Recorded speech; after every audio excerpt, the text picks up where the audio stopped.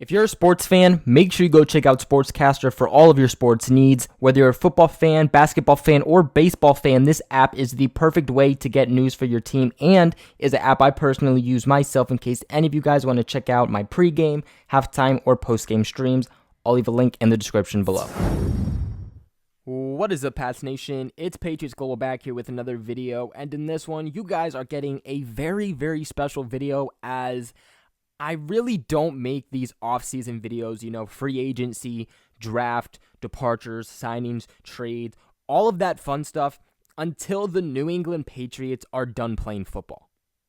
About 90% of the time when it's the regular season, it's the regular season. It's not time for that off-season stuff, especially, again, while football is still going on. But I've been thinking a lot about this topic, and I thought to myself, why not give the Patriots Global family a little sneak peek preview at what's to possibly come this coming offseason, and some of the videos that, of course, are coming here to the channel within the next few months.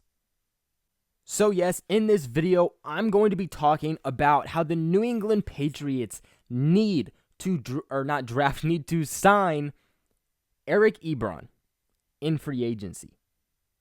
And by now, you have to know who Eric Ebron is. Formerly played college at North Carolina. He was drafted by the Detroit Lions back in 2014 in the first round, and at that time, never really lived up to these expectations. Now, although he didn't live up to hype that a lot of Detroit Lions fans put onto him, he still did put up pretty decent numbers. 248 yards his rookie season, then the following year 537, then 711, and then in his final year with the Detroit Lions, he put up 574 yards. In those 4 years that he was with the Detroit Lions, he was able to put up 11 total touchdowns. Going into that offseason, there were a lot of teams that were interested in him. Now, when I say that, I don't mean that he was one of the best players on the open market. In fact, there were a lot of teams that were actually scared to pick him up because he was having some issues with drops when he was with the Detroit Lions. Interestingly enough, before he signed with the Colts, the New England Patriots were actually a team that was interested in him. In fact, I believe, don't quote me on this, but I believe that they even brought him in for a workout. Ultimately, though, they of course did not sign him.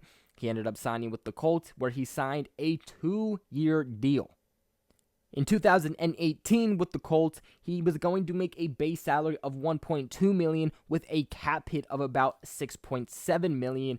And then in 2019, it rises there a bit as he makes a base salary of $5.2 million with a cap hit of $6.9 million. But things got a little bit iffy and adjusted there because Eric Ebron, of course, got put on injured reserve this season.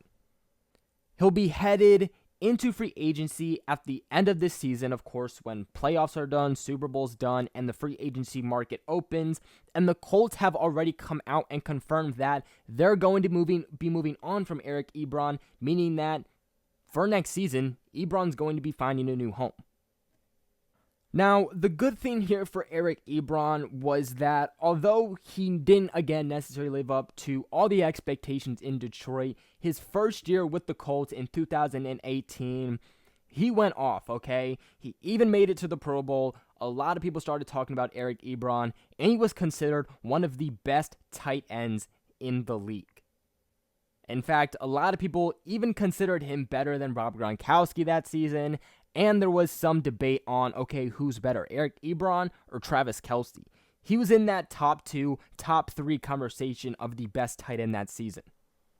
He ended up finishing that season playing all games and became a very, very popular and favorite target there for Andrew Luck before he retired, as he was targeted 110 times, which was a career high for him, with 66 receptions for 750 yards, averaging 11.4 yards a reception, and 13 touchdowns. He had more touchdowns in that one season than he had in all the other seasons that he had combined. And the great thing about Eric Ebron is that although maybe now and then he has some issues with drops, He is a guy that is really good at making some very spectacular catches. He's made some really great one-handed catches. He's really good at catching in traffic. He has a really big frame and, again, just has really strong hands. And I know for a lot of people, that whole, a little bit of a drop issue is going to scare a lot of people, but let's not neglect the fact that Julian Edelman had been leading the league in drops.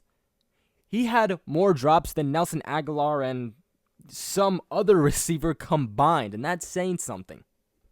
Brady has not had a tight end really all season. Okay, the Patriots did not do a good enough job by any means in replacing that role of Rob Gronkowski. Okay, and I hate to even say replace because no one can really replace Rob Gronkowski, but at least take over the role and try to put up even half the production that he was able to do. Patriots signed Matt LaCosse. He doesn't really do anything. In fact, really injured for most of the season. You bring Ben Watson in. He's made some pretty nice catches, but too inconsistent. Brady's really not looking his way. You had Eric Tomlinson in there for a little while before he got cut. He was mainly just a blocker.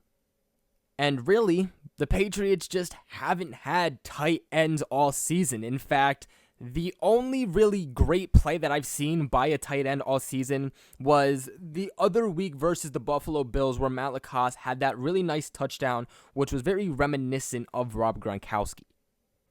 But again, doesn't really matter when every single one of your tight ends is inconsistent. And the big thing here is that when you look at the Patriots system and you look at their quarterback in Tom Brady, he loves his big targets.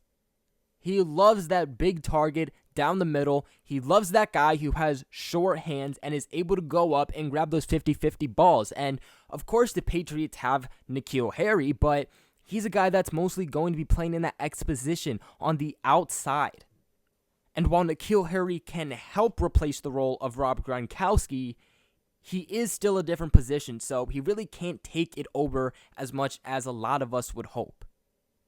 Being a 6'4", 245-pound tight end, he could really come in and help the Patriots system and help Tom Brady get back on track for next season.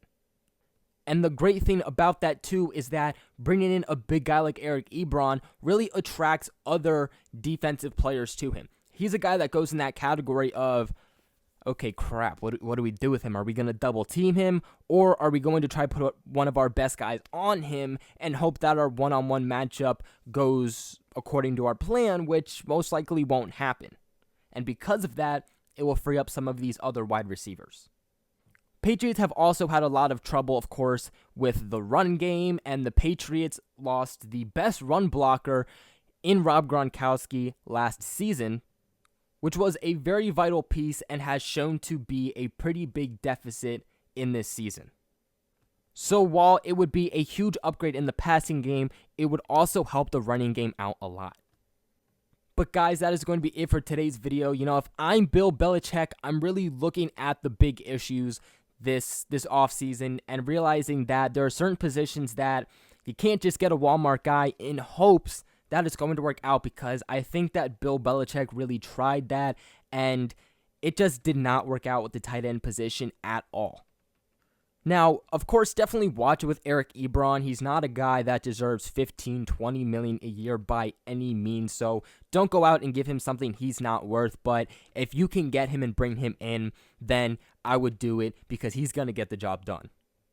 Make sure you guys like this video and subscribe if you have not already, and share this with everybody who knows that I can go to the Patriots Global family. But other than that, I'll catch you guys in my next one.